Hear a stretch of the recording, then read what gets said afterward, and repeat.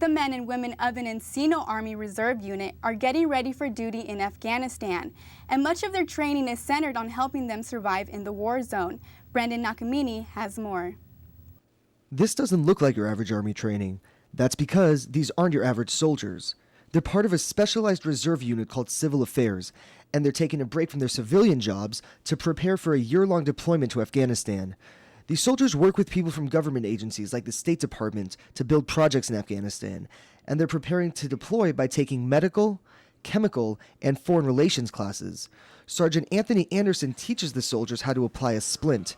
He says it's important for all soldiers to know how to treat injuries. Sometimes they're first on the scene, just like a first responder anywhere else. They need to know at least the basics to keep the person alive. Knowing how to use gear like gas masks is another necessity to stay alive on deployment.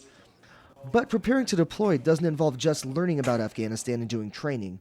The soldiers also have to go through medical screenings where they get vaccinations and have to give blood. In addition to that, they have to fill out paperwork to make sure their life insurance plans are up to date.